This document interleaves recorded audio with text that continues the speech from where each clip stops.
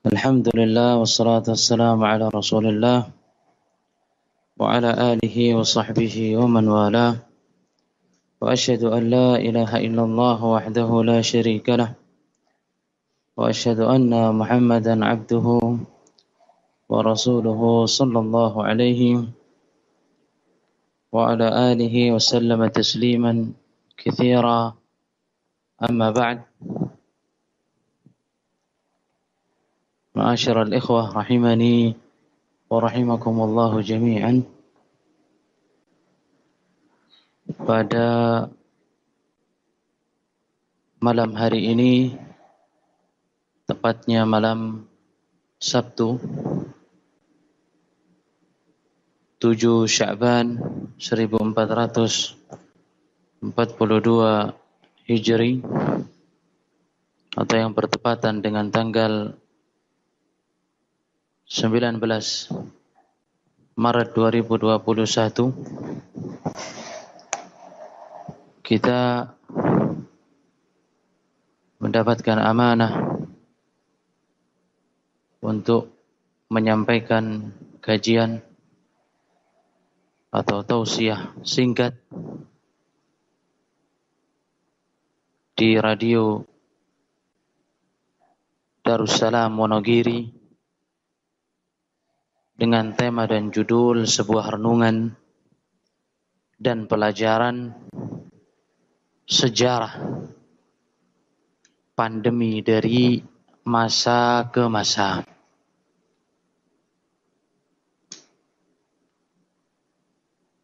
Mengetahui sejarah umat manusia, terlebih lagi dari kalangan para as-salihin, dari kalangan para al-mu'minin, dari kalangan para ulama wal mujahidin, ini merupakan perkara yang amat sangat penting. Karena di dalam mempelajari sejarah itu di sana ada berbagai macam manfaat. Yang pertama, kita bisa mengambil ilmu. Kita bisa mengambil pelajaran untuk menjadi motivasi, karena mereka telah mendahului kita.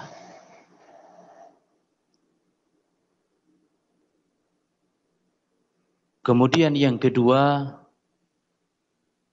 di antara manfaat mempelajari sejarah adalah solusi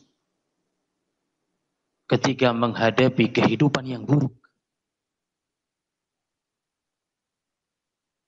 Ternyata mereka telah mendapatkan ujian yang lebih besar daripada apa yang kita alami.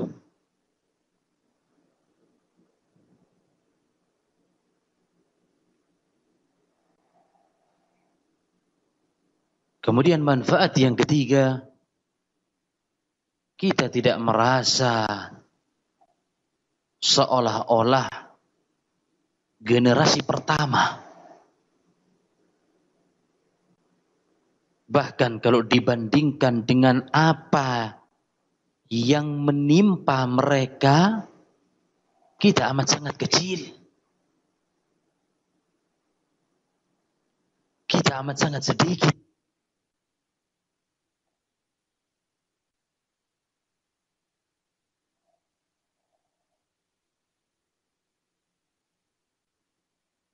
Allah Subhanahu wa ta'ala menyebutkan sejarah,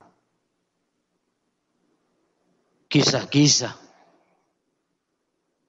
baik itu secara mujmal, global, universal, ataupun kisah-kisah yang disebutkan secara mufassal, rinci dan detail.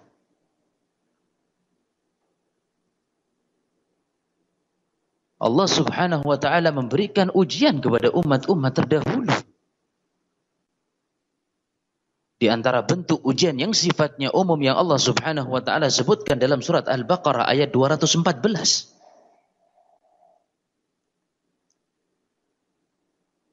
Am hasibtum an tadkhulul jannata walamma ya'tikum mathalul ladzina khalu min qablikum. Apakah kalian mengira kalian masuk ke dalam surga dan belum datang kepada kalian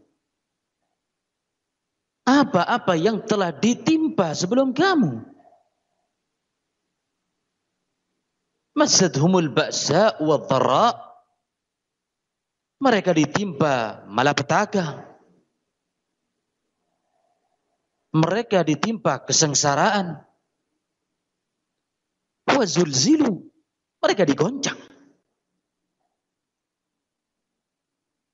Bertubi-tubi ujian dari Allah Subhanahu wa taala. Hatta yaqula ar-rasul walladzina amanu ma'ahu mata nasrullah. Sampai berkata Rasul dan orang-orang yang beriman, mata nasrullah, kapan pertolongan Allah Subhanahu wa taala datang? Ala inna nasrallahi qarib. Ketahuilah bahwasanya pertolongan Allah Subhanahu wa taala dekat.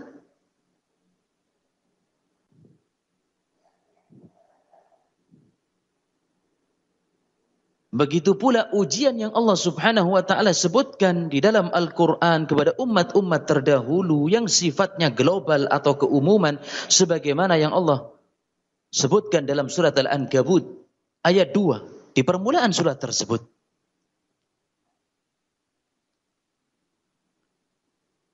Ahasiban nasu ayyutraku ayyakulu amanna wa hum la yuftanun.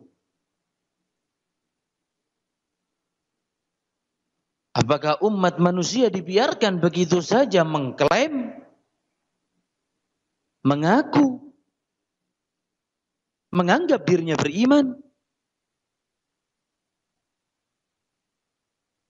menganggap dirinya memiliki keyakinan yang kuat, wahum la yuftanun, padahal mereka belum dikasih ujian?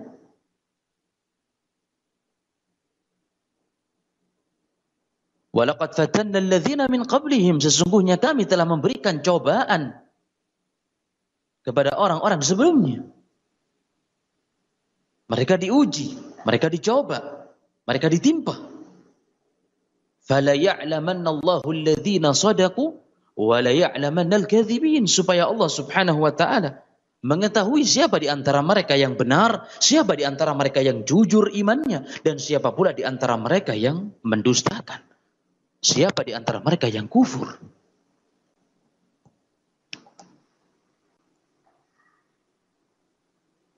Dan di antara cara menguatkan keimanan, cara menguatkan kesabaran di dalam musibah yang Allah Subhanahu wa taala berikan, dengan mempelajari sejarah.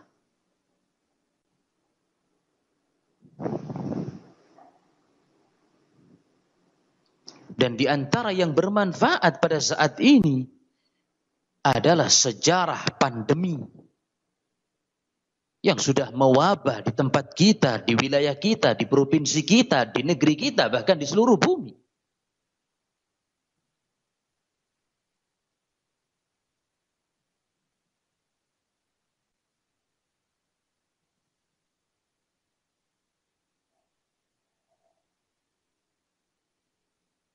Al-Imam Al-Hafidh Ibnu Hajar Al-Asqalani rahimahullahu rahmatan wasi'ah, beliau menulis sebuah kitab yang amat sangat bermanfaat, yang membahas mengenai perkara wabah dengan amat sangat rinci, yang beliau beri judul dengan Badhlul Ma'un fi Fadli Ta'un.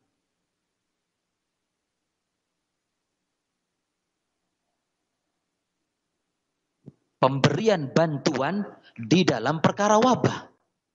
Ini judulnya. Atau pemberi bantuan di dalam penyakit ta'un.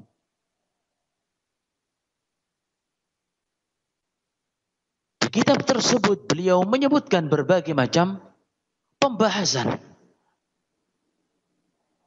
mengenai wabah, sejarah, pandemi, endemi yang menimpa kaum muslimin dan negeri-negeri Islam.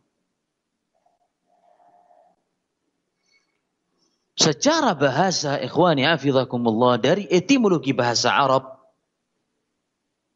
wabah dikenal dengan sebutan wabah atau ta'un, walaupun keduanya memiliki sedikit arti yang berbeda.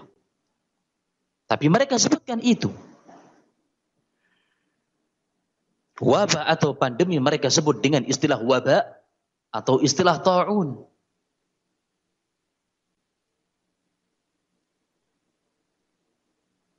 Para ulama mereka berusaha untuk menyebutkan kepada kita apa sih definisi wabah.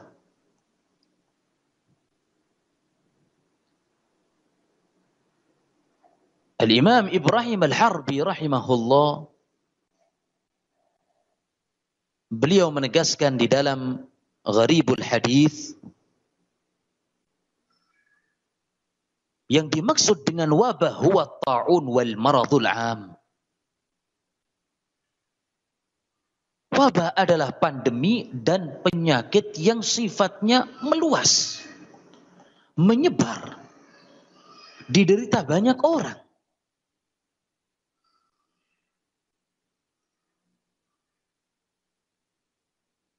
Begitu pula Ibnul Arabi menggunakan alif wal lam, ucapan yang dinukilkan di dalam syarah At-Tirmidzi. Ibnul Arabi menegaskan, innama summiya ta'unan, kenapa wabah itu disebut dengan ta'un, pandemi, endemi, li'umumi musabihi, karena banyaknya manusia yang terjangkit, wa sur'atu qatlihi, dan cepatnya orang terinfeksi yang menyebabkan mereka wafat.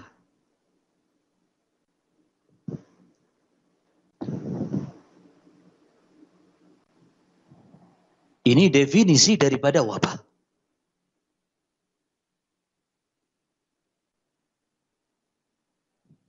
Di akhir kitab yang ditulis oleh Al-Hafidh Ibnu Hajar menyebutkan deretan, dan ini yang akan kita jadikan sebagai referensi. Di penghujung kitab tersebut, tepatnya pada halaman 361,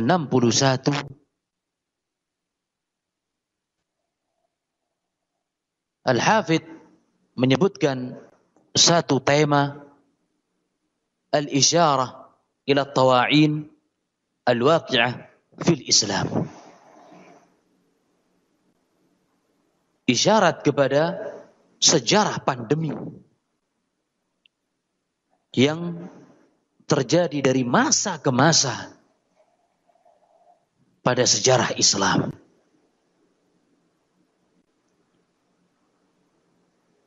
Beliau berkata, waqad iktasartu min dzalika ala khusus. Sejarah ini aku ringkas secara khusus.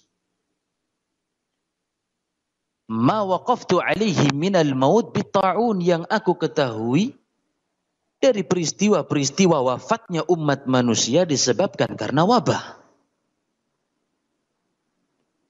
Kenapa beliau meringkas? Karena di sana banyak para ulama yang mereka menyebutkan kejadian di dalam sejarah yang menjatuhkan banyak korban, baik itu peperangan, kelaparan. Maka pada kitab ini Al-Hafidh Ibnu Hajar hanya mengkhususkan pada perkara wabah dan pandemi saja.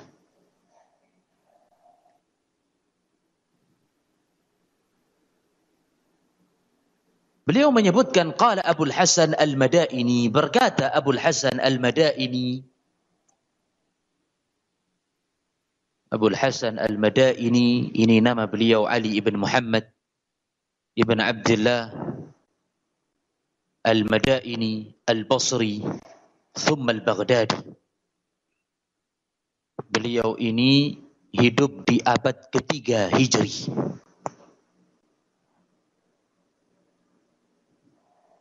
Satu masa kurang lebih dengan Al-Imamul Bukhari dan Imam Muslim.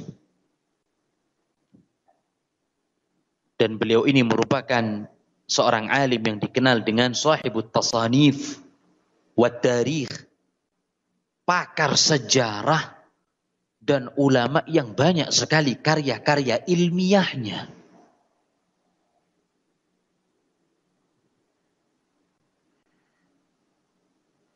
Abul Hasan Al-Madaini beliau berkata, "Kanat at-tawa'ina al-idham al-mashhura fil Islam khamsatun."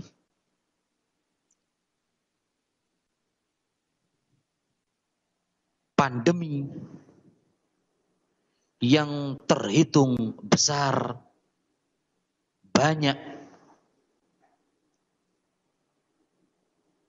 yang amat sangat terkenal di dalam Islam itu ada 5.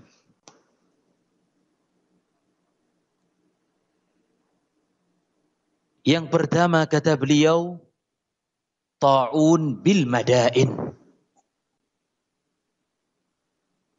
Pandemi yang terjadi di daerah Madain, Janub Baghdad. Madain ini sebuah daerah di selatan kota Baghdad, ibu kota negeri Irak. Fi ahdi Rasulullah sallallahu alaihi wa alihi wasallam. Kata beliau, pandemi atau wabah tersebut terjadi pada masa Rasulullah alaihi salatu wassalam. Artinya di saat Nabi alaihi salatu wassalam hidup bersama para sahabat di kota Madinah. Di negeri Irak sudah terjadi wabah besar-besaran di sana. Pada zaman Nabi alaihi salatu wassalam, apakah pernah terjadi wabah? Di beberapa hadis menyebutkan muncul penyakit kusta. Bahkan sampai Nabi alaihi salatu wassalam, terdapat dalam sebuah hadis yang diriwayatkan oleh Abu Dawud dari sahabat Anas ibn Malik dengan sanad yang sahih, Rasulullah sallallahu alaihi wasallam meminta perlindungan kepada Allah Subhanahu wa taala dari penyakit ini. Allahumma inni a'udzubika minal barasi wal jununi wal judhami wa min sayyi'il asqam.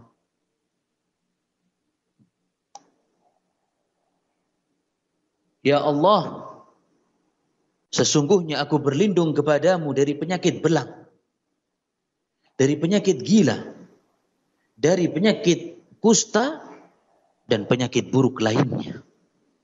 Dan Nabi alaihi salatu wassalam tidak meminta perlindungan kepada Allah Subhanahu wa taala kecuali kepada perkara-perkara yang beliau takuti. Dan seseorang yang mengidap kusta, kulitnya akan mengkerut.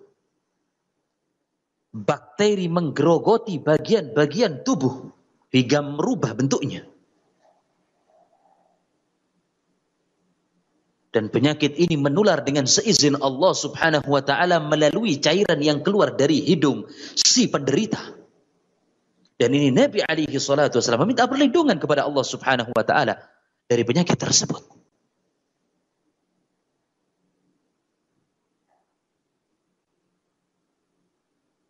Kemudian yang kedua kata Abul Hasan Al-Madaini,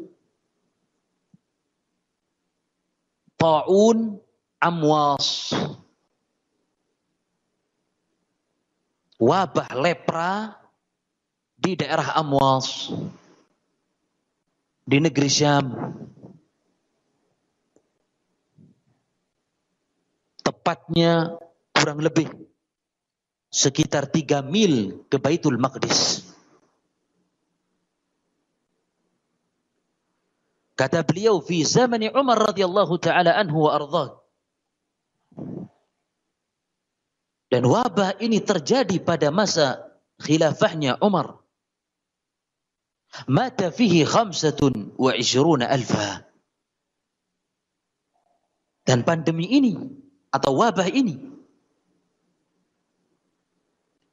sampai wafat 25.000 umat manusia pada zaman khilafah Umar. Dan ini mengingatkan kita kepada sebuah hadis yang diriwayatkan oleh Imamul Bukhari dari sahabat Ibnu Abbas radhiyallahu taala anhu wa arda.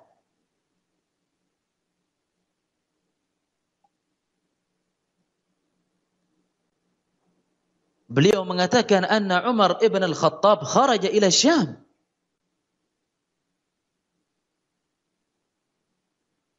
Pada saat itu Umar ibn al-Khattab pergi menuju ke negeri Syam. Kalau sekarang ini merupakan satu kesatuan.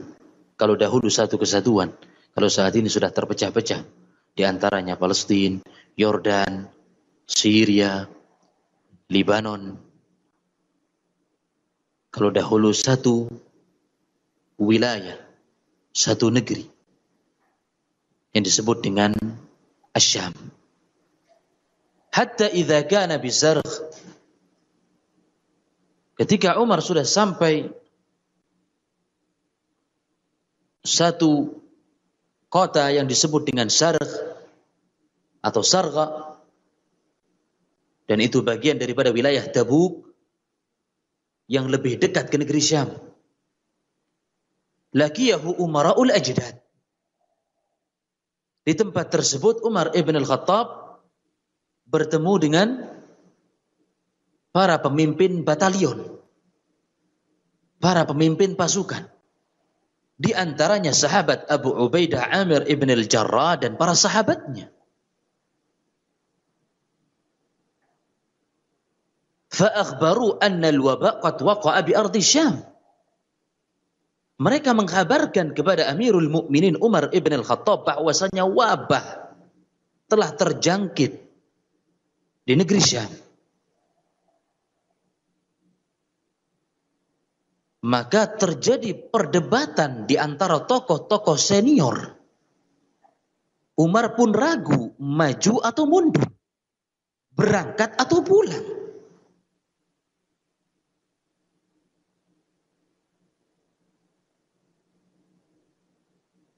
Maka kebiasaan Umar, beliau mengajak untuk bermusyawarah, berkata kepada sahabat Ibnu Abbas, ud'u lil muhajirin al-awwalin.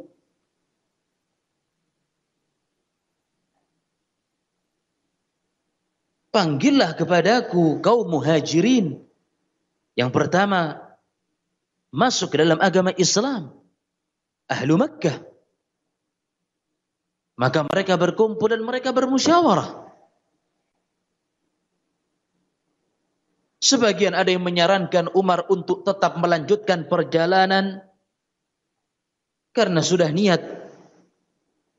Dan sebagian yang lain tidak sedikit yang meminta singa padang pasir ini kembali ke kota Madinah.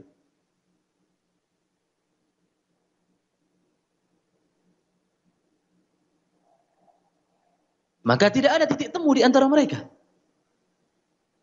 Pertemuan itu pun dibubarkan. Kemudian berkata kepada sahabat Ibnu Abbas, ud'ulil ansar.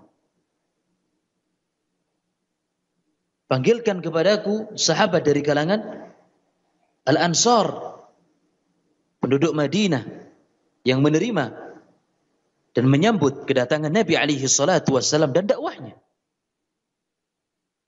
Maka mereka pun duduk dan bermusyawarah. Fasalaku sabilal muhajirin. Mereka pun juga mengikuti jalannya kaum muhajirin. Wa ikhtalafu ka ikhtilafihim. Mereka pun berselisih pendapat seperti berselisihnya orang-orang muhajirin. Irtafi'u anni, kata Umar. Sekarang tinggalkan aku sendiri.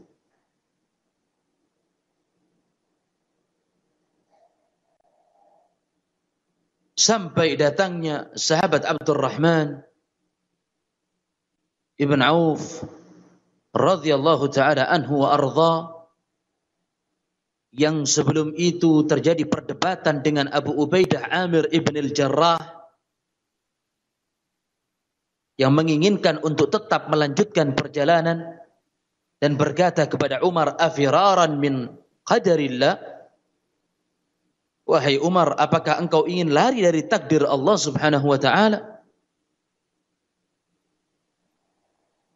Maka Umar amat sangat menyesali ucapan sahabat itu sambil mengatakan, lau ghairuka qalaha ya Aba Ubaidah, kalau seandainya selain engkau yang mengatakannya wahai Abu Ubaidah. Karena kedekatannya dengan sahabat Umar. Kemudian dijawab, nafirru min qadarillah ila qadarillah. Kita lari dari takdir Allah subhanahu wa ta'ala menuju kepada takdir Allah lainnya. Kemudian sampai datangnya sahabat Abdurrahman ibn Auf dan memberikan ilmu kepada mereka atas apa yang beliau dahulu dengar dari Nabi alaihi salatu wassalam, bahwasanya Rasulullah sallallahu alaihi wa ala alihi wasallam bersabda, idza sami'tum bi ardhin fala taqdumu alaihi. Apabila kalian mendengar ada sesuatu wabah di sebuah daerah, maka janganlah kalian mendatanginya.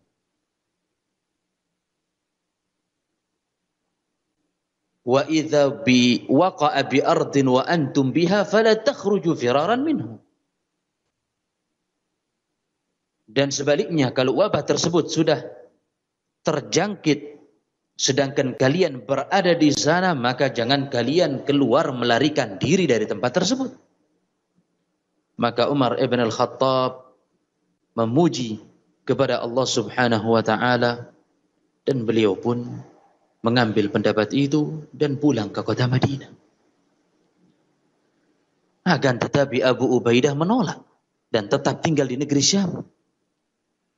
Dia kemudian terkena wabah dan meninggal dunia. Kemudian setelah itu digantikan oleh sahabat Mu'ad ibn Jabal radhiyallahu ta'ala anhu wa arda sebagai gubernur di negeri Syam, yang kemudian pun meninggal dunia terkena dengan wabah tersebut. Baru mereda setelah dipimpin oleh sahabat Amr ibn al-As radhiyallahu ta'ala anhu wa arda. Dia mencoba menganalisa penyebab munculnya wabah. Kemudian beliau mengambil satu keputusan yang jitu dengan melakukan isolasi antara orang yang sakit dan yang sehat untuk dipisah. Maka wabah penyakit di negeri Syam pun perlahan-lahan hilang. Ini yang kedua.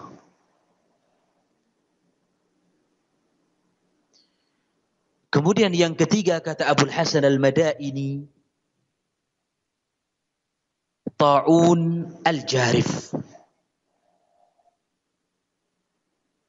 Ini terjadi pada tahun sanata tis'in wa sittin, 69.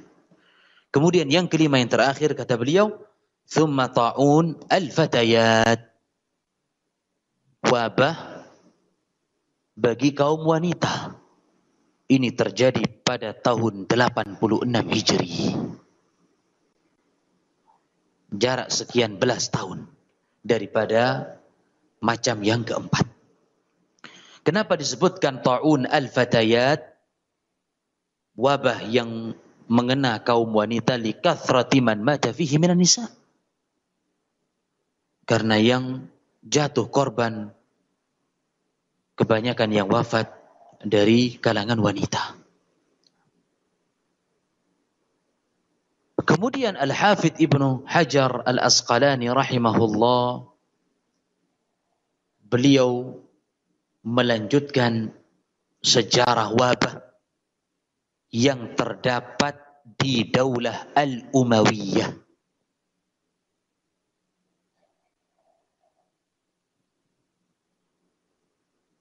Terjadi pada tahun 127 Hijri.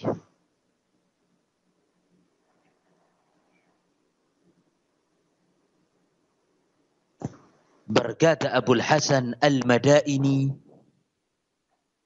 kana bil Basrah fi syahri Rajab.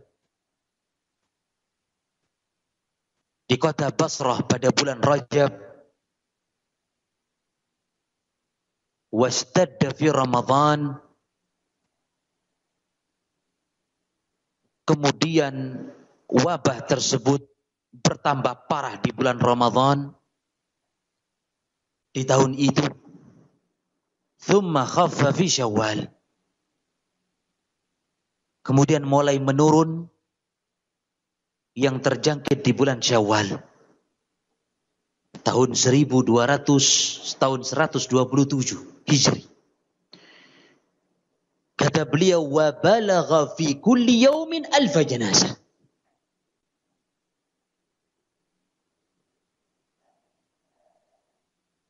Dan pada setiap harinya jatuh korban sebanyak 1000 mayat.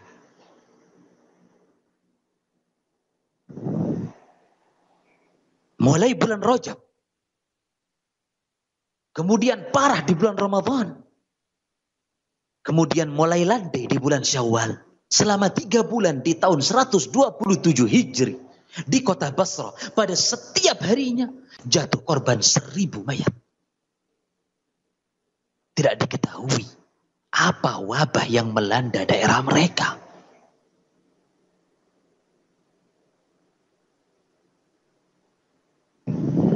Ini satu kota saja, ikhwani hafizakumullah. Bagaimana kalau di negeri kita Indonesia, nas'alullah as-salamata wal afiyah. 100 mayat saja dalam satu hari. Umat manusia akan dibuat sibuk. Umat manusia akan dibuat dengan mengurusi sekian banyak jenazah.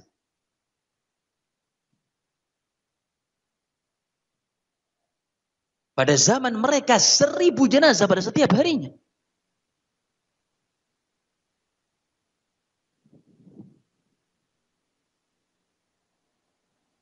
Di negeri kita Indonesia, sampai detik ini rata-rata angka kematian sekitar 476 per hari. Di seluruh Indonesia. COVID-19, Corona. Ini di satu kota. 1000 jenazah. Artinya kita masih tidak ada apa-apanya dengan mereka.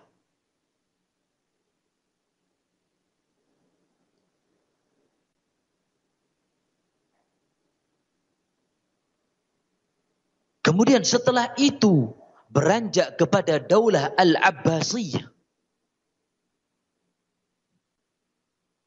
Sanata 21 wa 200. Yang disebutkan oleh Al-Hafidh Ibnu Hajar dalam kitab ini pada tahun 221 Hijri. Kembali melanda kota Basrah. 100 tahun berikutnya. Disebutkan oleh Al-Muntazim, mata fihi khalqun katsir. Banyak sekali yang wafat di antara umat manusia. Pada saat wabah itu melanda. Hatta kana li shakhsin 7 aulad.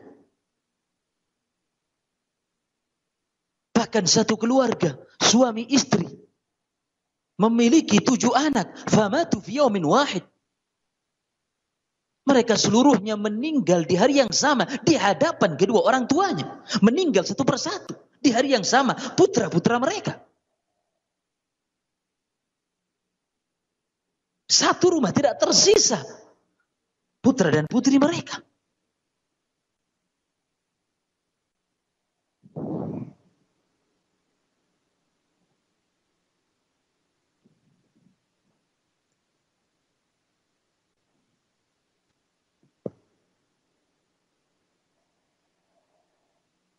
Kemudian dilanjutkan di 200 tahun berikutnya.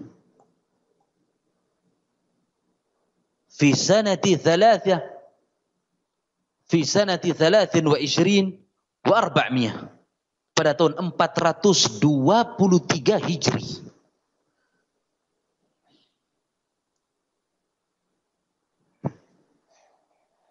Ta'un azim. Wabah yang merebak, menyebar luas. Mulai India pada tahun 423 Hijri. Sampai menuju Asbahan. Daerah di Iran saat ini.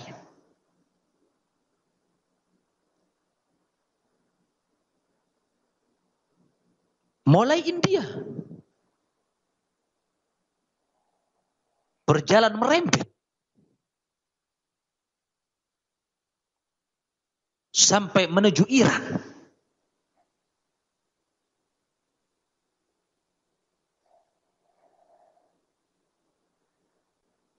Beliau mengatakan innahu kharaja min Asbahan wahdaha 40,000.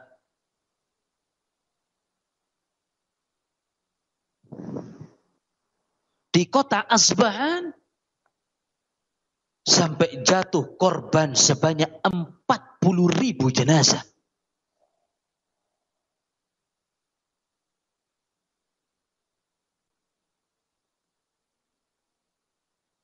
Ini bagaimana menghadapi mereka? Berjalan ada mayit. Menghadap ke sana, mendapatkan bau.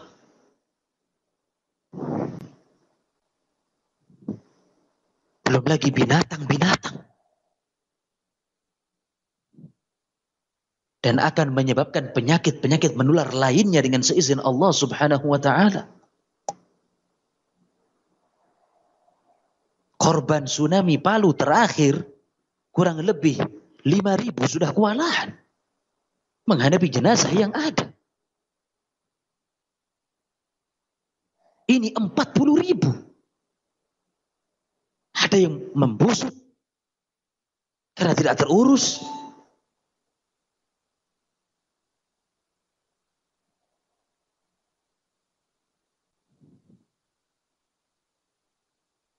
Ini 423, 2 tahun berikutnya disebutkan oleh Al-Hafidz Ibnu Hajar Al-Asqalani, yaitu pada tahun 425 Hijri.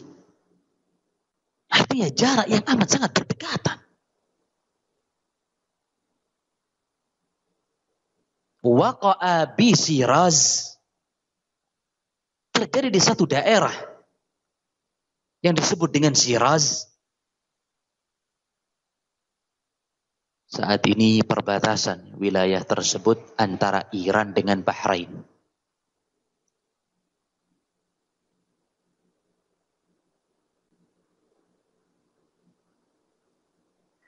Sanata 25 ba'da 400. Di tahun itu 425 Hijri. Hatta kanat ad-dur tasuddu abwabaha ala ahliha. Wahum mauta. Setiap rumah yang dibuka ada jenazah. Bergelimpangan. Rumah yang lain ketika dibuka pun di sana ada mayit. Sampai diputuskan semua rumah ditutup pintunya.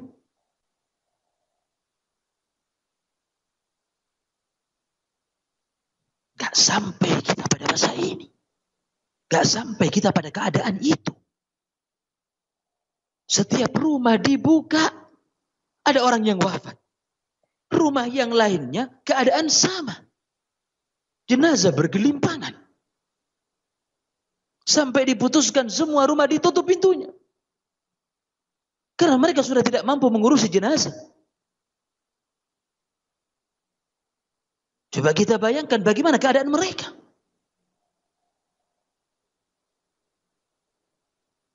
Gak ada yang siap.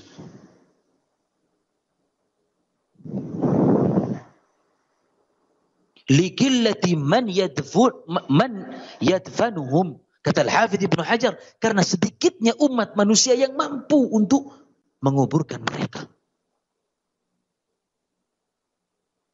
Kalau sudah berserakan, akan datang binatang-binatang liar. Ketika memakan mayat manusia membuat mereka akan bertambah semakin ganas.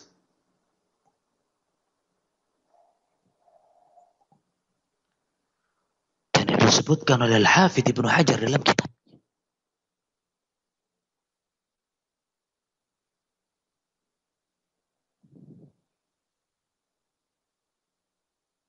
Berikutnya, 14 tahun setelah itu, fi sanati 39 wa 400 439 Hijri,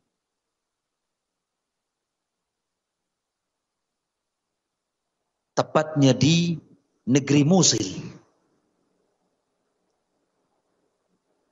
kata beliau, sulliya bil Mosul ala 400 nafs duf'atin wahidah. Saking banyaknya mayat,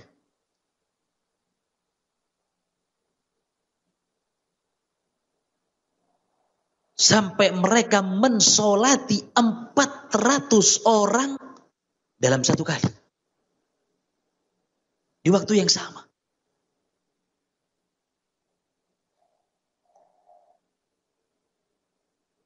Satu desa, 15 orang saja sudah kewalahan. Ini satu kali sholat Allahu Akbar, di hadapan dia 400 jenazah yang dikafani. Kata beliau, wa balagat al-mauta, korban yang sudah jatuh secara keseluruhan 300,000 insan, 300.000 manusia.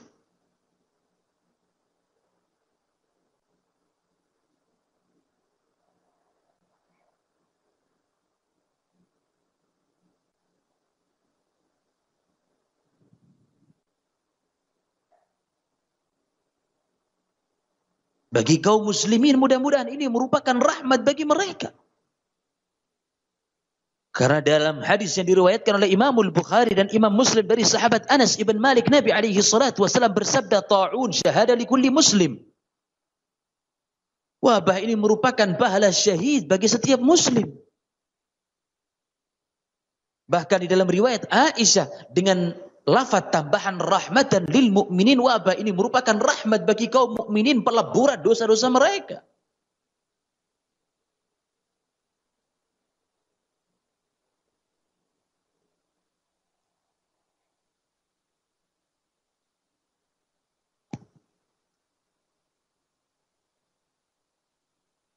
Kemudian yang terakhir, Al-Hafidz Ibnu Hajar menambahkan pada tahun 452 Hijri, bil Hijaz wal Yaman, yang terjadi di negeri Hijaz dan di negeri Yaman. Hijaz itu Makkah, Madinah, Taif, dan negeri Yaman di selatan Jazirah Arab. Kata beliau, hatta kharajat qura katsira falam tu'mar.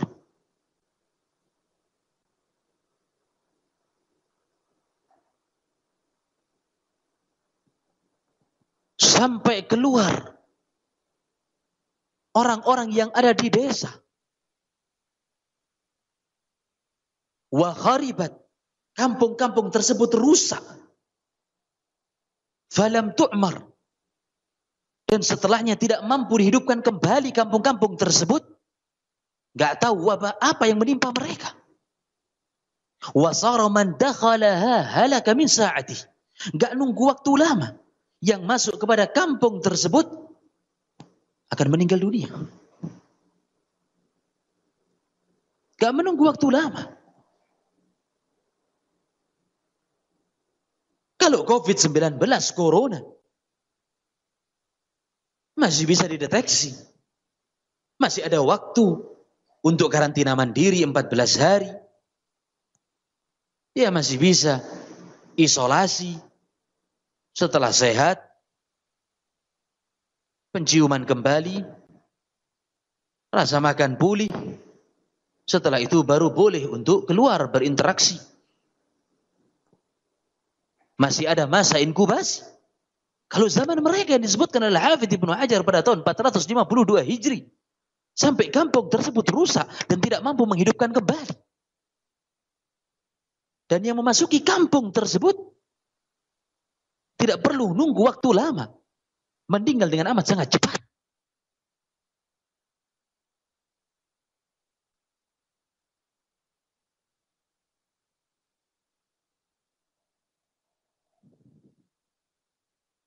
Kemudian 3 tahun berikutnya,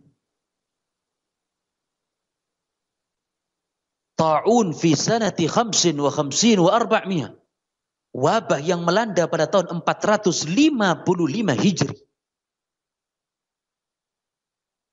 yang terjadi di Mesir. Famata biha, yang meninggal di negeri tersebut dalam 10 bulan, fi kulli yaumin 1000 nafs, 1000 orang pada setiap harinya. Kalau kita anggap mayoritas saja, setiap hari 1000, berarti 1 bulan 30.000. Kata Al-Hafidz Ibnu Hajar, di Mesir tahun 455, 10 bulan mereka mendapatkan wabah tersebut. Artinya 300.000 dalam sebulan, dalam 10 bulan.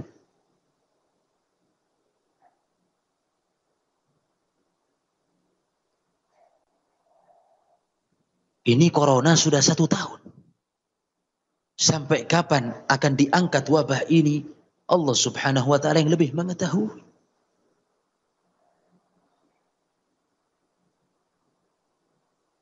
Di Indonesia saja, yang sudah meninggal 1 tahun ini, kurang lebih sekitar 39.000. 1,3 juta yang sudah sembuh.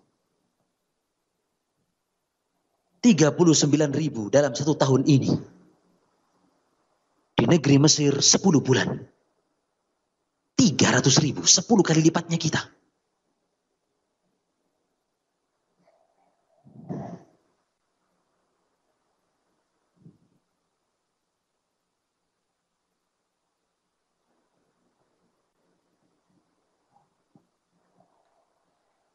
Kemudian yang terakhir, dinukilkan oleh Ibnul Jauzi di dalam kitab Al-Mir'ad, peristiwa yang menimpa pada tahun 449.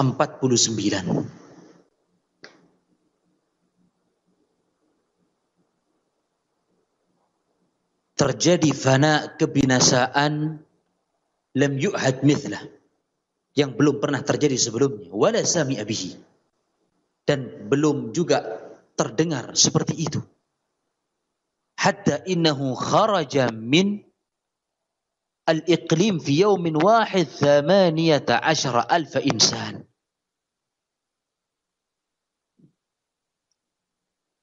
Yang membuat umat manusia, kaum muslimin di daerah Bukhara, tanah Soviet, eksodus.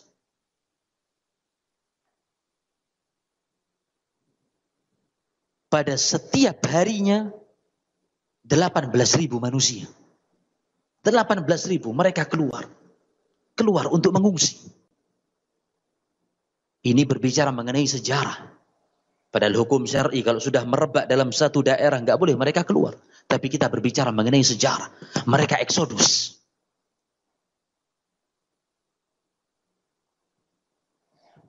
Wa husira man mata. Dan yang meninggal karena tertahan di tempat tersebut di daerah Bukhara, tanah Soviet, yang mengadu kepada khalifah pada zaman itu, alfa wa 600,000 wa 50,000, yakni 1.650.000 manusia. Ini total yang meninggal di dataran Soviet. 1.650.000 di daerah Bukhara. Mayoritas Muslim. Dan zaman itu ikhwani hafidhakumullah enggak sebesar populasi yang ada pada zaman kita. Mungkin Indonesia pada zaman tersebut enggak sampai sepertiganya sekarang.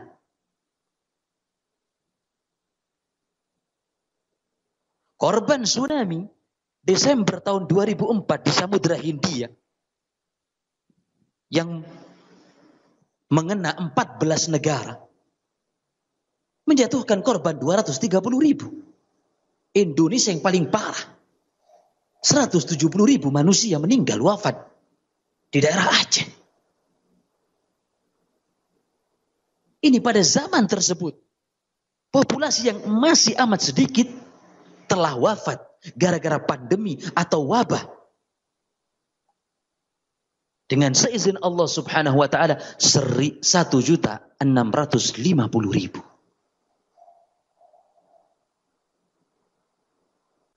Apa yang bisa kita ambil pelajaran dari sejarah pandemi masa ke masa? Yang pertama, ikhwani hafizakumullah, bahwasanya kulluna sanamut. Kita semuanya akan wafat. Maka tidak perlu kekhawatiran yang berlebih-lebihan.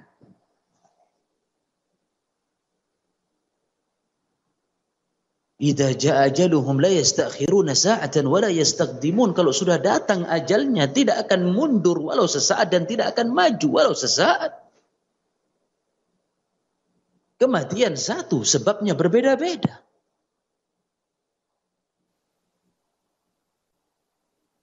Dan ini sudah terjadi pada zaman salafun saleh dan sudah kita sebutkan satu persatu peristiwa yang ada. Bahkan di antara para sahabat ridwanullah alaihim ajmain tidak sedikit yang meninggal karena penyakit ini.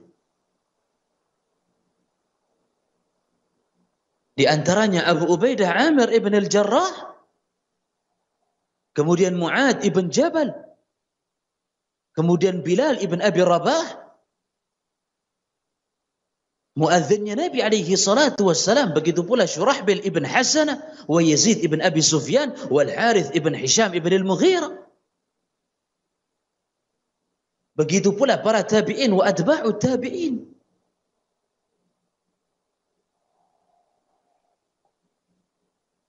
Bahkan ketika jatuh 20.000 korban, mereka sampai mengirim surat kepada Umar ibn al-Khattab. Bagaimana pembagian warisan? Orang-orang yang sudah tidak ada. Dibagikan ke siapa warisan ini? Karena sakingnya banyak umat manusia yang wafat. Kullu nafsin dha'iqatul maut. Setiap jiwa pasti akan merasakan kematian. Wa innama tuwaffawna ujurakum yaumal qiyamah. Allah Subhanahu wa ta'ala lah yang telah menetapkan pahala kalian kelak pada hari kiamat. Faman zuhziha 'anil nar wa udkhilal jannata faqad faz. Yang dijauhkan dari api neraka dimasukkan ke dalam surga, maka dia telah beruntung. Wa mal hayatud dunya illa mata'ul ghurur. Dunia hanya kehidupan yang menipu. Ini pelajaran yang pertama. Kemudian pelajaran yang kedua, ikhwani hafizakumullah, musibah yang turun ini semua datangnya dari Allah Subhanahu wa ta'ala untuk memberikan peringatan kepada umat manusia.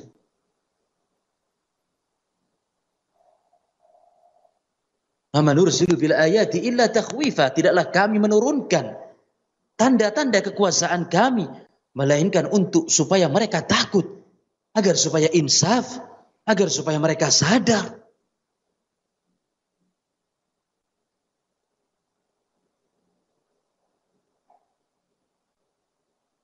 Kemudian yang ketiga, intisarul wabah, menyebarnya wabah. tidak lain dan tidak bukan disebabkan karena dosa dan kemaksiatan umat manusia.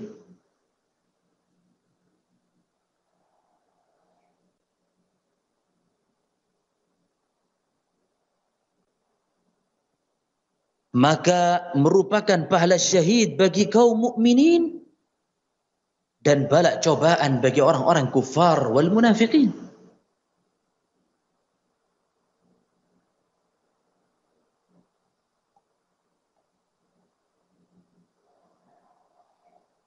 Zahara al-fasadu fil barri wal bahri bima kasabat aydin nas.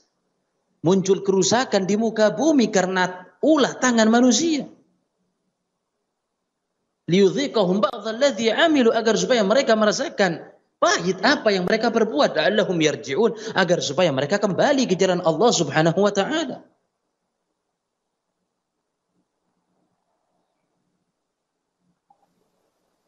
Oleh sebab itu tidak akan terangkat ini kecuali dengan taubat, kecuali dengan istighfar. Kembali ke jalannya Allah Subhanahu wa taala, menegakkan tauhid, menjalankan petunjuk-petunjuk Nabi alaihi salatu wassalam. Oleh sebab itu Ali bin Abi Thalib mengatakan, "Ma nazala bala illa bi dzambin wa ma rufi'a illa bi taubah." Bala tidak akan terangkat kecuali dengan taubat, dan tidak turun kecuali dengan dosa yang dilakukan oleh umat manusia.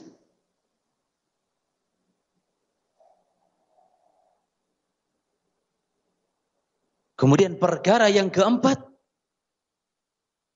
Nabi alaihi salatu wassalam menjelaskan dalam hadisnya, man anzalallahu da'an illa anzalalahu shifa. Tidaklah Allah Subhanahu wa taala menurunkan penyakit melainkan di sana Allah Subhanahu wa taala turunkan obatnya. Alimahu man alima, jahilahu man jahilah. Orang yang mengetahui akan faham, dan orang yang tidak mengetahui dia akan jahil, tidak memahami. Dan telah disebutkan di dalam hadis-hadis Nabi alaihi salatu wassalam cara-cara pengobatan yang syar'i. Seperti meminum madu, mengkonsumsi habbatus sauda, kemudian qastul hind, begitu pula al-hijamah.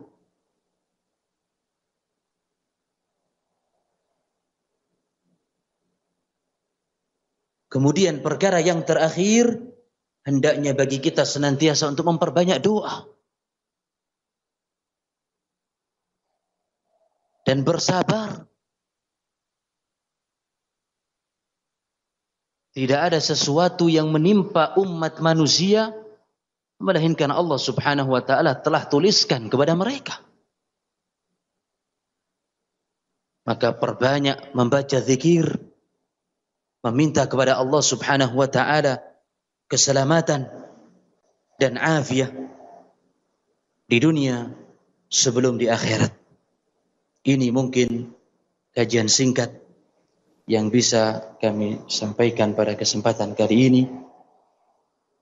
Renungan dan pelajaran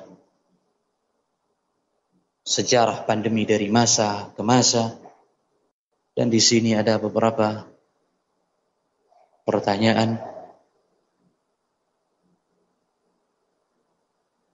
yang mungkin tidak semua bisa kita jawab karena sedikitnya ilmu dan sempitnya waktu. Yang pertama, afwan,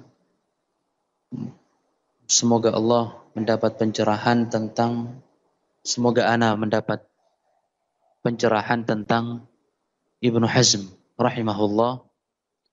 Bagaimana sebetulnya bagi semisal kami, talabatul ilmi, menyikapinya. Karena kami dapati sebagian ulama menganggap beliau bukan ahlu sunnah. Bahkan Syekh Al-Albani mengatakan dia di atas paham Jahmiyah dalam hal akidah. Namun satu sisi fikihnya masih tetap dipakai oleh para ulama, bahkan kitab Al-Muhalla termasuk referensi utama dalam bidang fikih. Yang kami bingung, beliau dihukumi bukan ahlu sunnah tapi tetap diambil darinya. Bagaimana mengkompromikan dengan nasihat salaf untuk selektif dalam menimba ilmu? Jazakumullahu khairah wa jazakumullahu khairah. Untuk Ibnu Hazm, seorang alim yang lahir di Andalusia, Andalus di negeri Spanyol, tepatnya di Cordoba. Apakah beliau termasuk ahlu sunnah? Ibnu Hazm, beliau memiliki mazhab tersendiri. Bahkan Ibnu Abdul Hadi menilai Ibnu Hazm adalah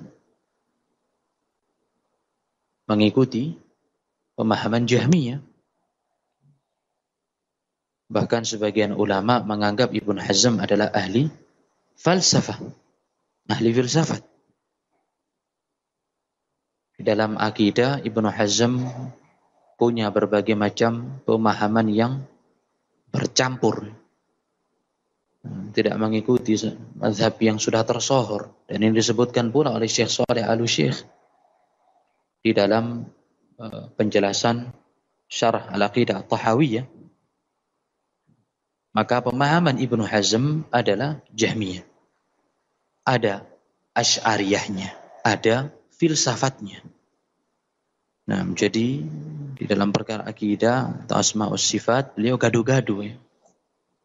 Nah, beliau mengarang sebuah kitab yang namanya Ibtalu Al-Qiyas wal-Ra'i wal-Istihsan wal-Taqlid wal-Ta'lil.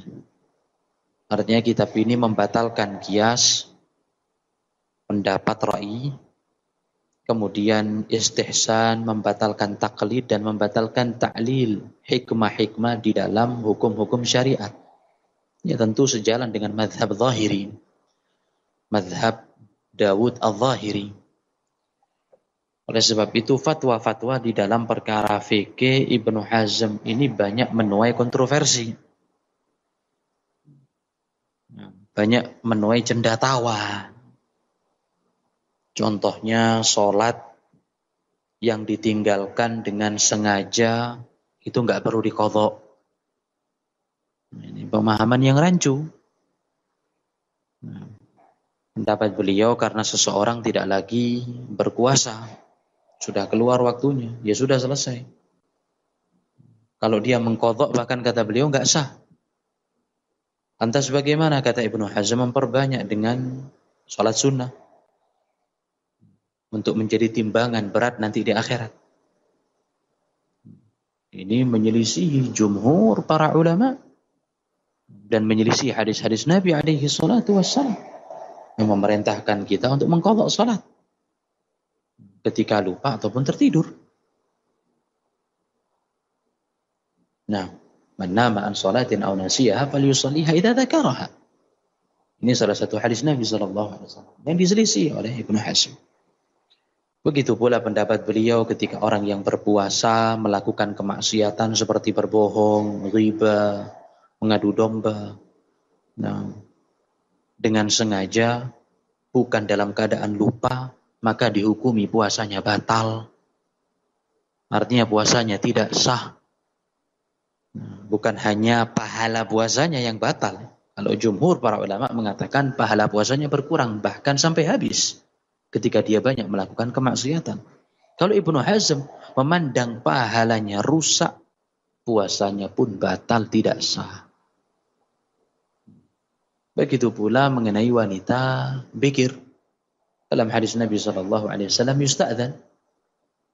Wanita gadis kalau mau menikah itu dimintai izinnya. Ditanya kepada Nabi SAW, apa izinnya? Sukutuha, diamnya dia.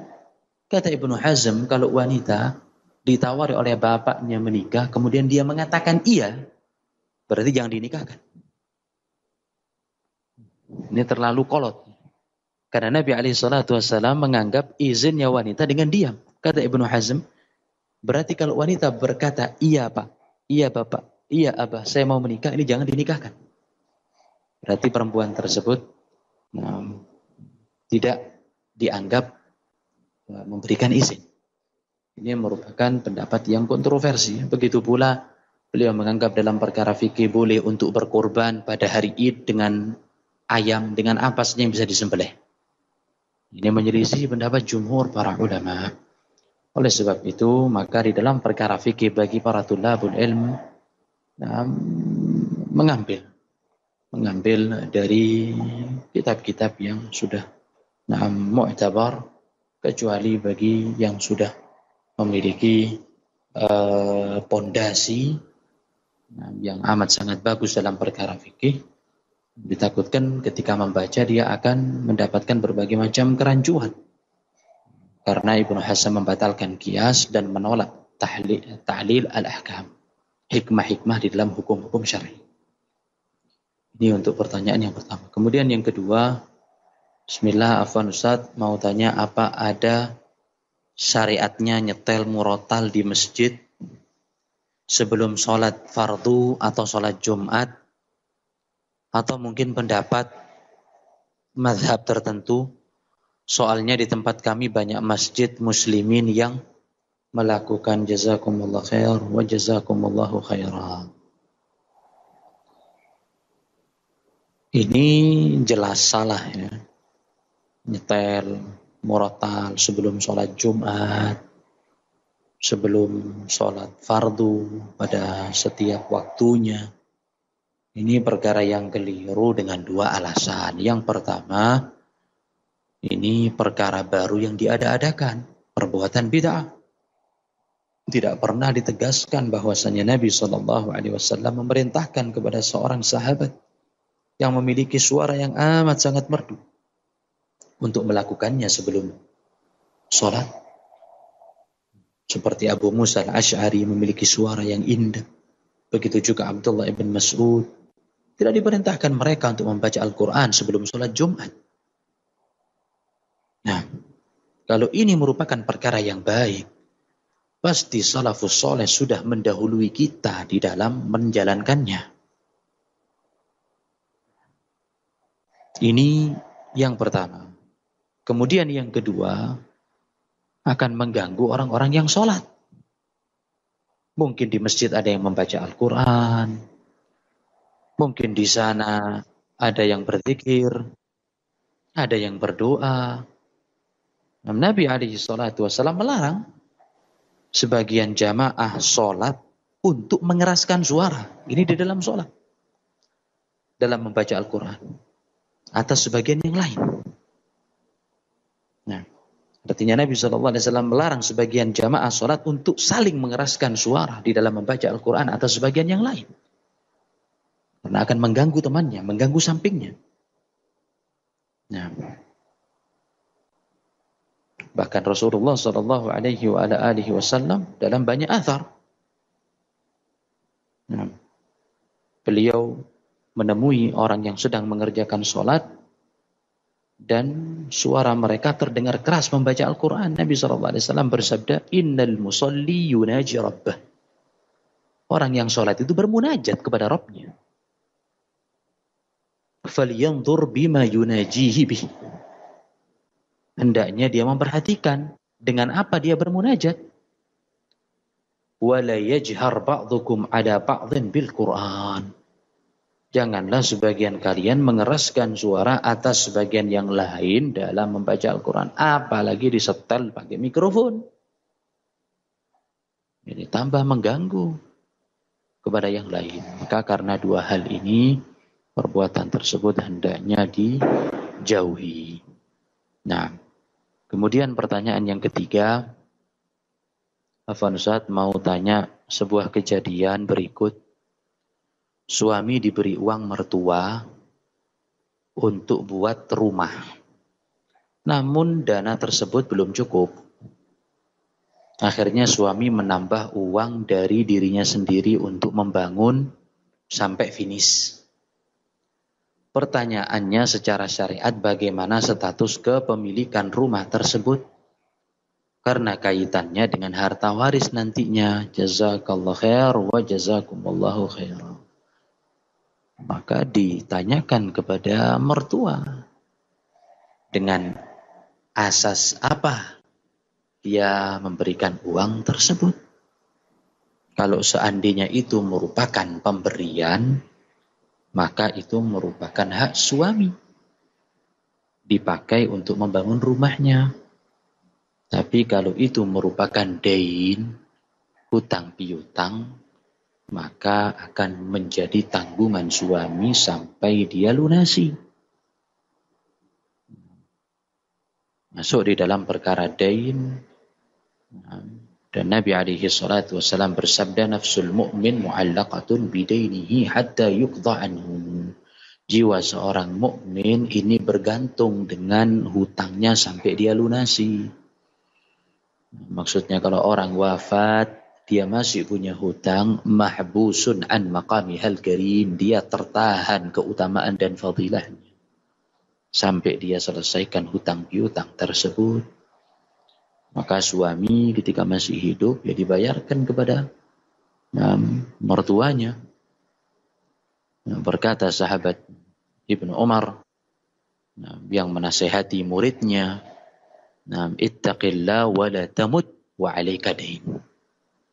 Bertakwalah kalian kepada Allah Subhanahu wa taala, jangan wafat dan kamu memiliki hutang piutang. Fayu'khad min hasanatika, maka nanti pada hari kiamat kebaikanmu akan diambil di satu hari yang tidak ada tebusan dinar wala dirham. Gak bisa menebus dengan uang emas wala perak. Maka ditanyakan kepada mertuanya mumpung masih hidup. Kalau memang belum ada kejelasan, apakah itu pemberian, maka hak suami. Kalau itu merupakan hutang piutang, maka untuk dilunasi ketika mampu. Nah, kemudian pertanyaan yang keempat, ini mungkin yang terakhir. Afwan Ustaz mau bertanya, dikiaskan dengan nisab emas ataukah perak untuk zakat uang, maksudnya zakat mal. Jazakumullahu khairan wa barakallahu fikum. Waalaikumsalam warahmatullahi wa jazakumullahu khairan. Memang ulama mereka berselisih pendapat dalam menentukan acuan nisab zakat harta. Apakah mengikuti nisab emas ataukah nisab perak?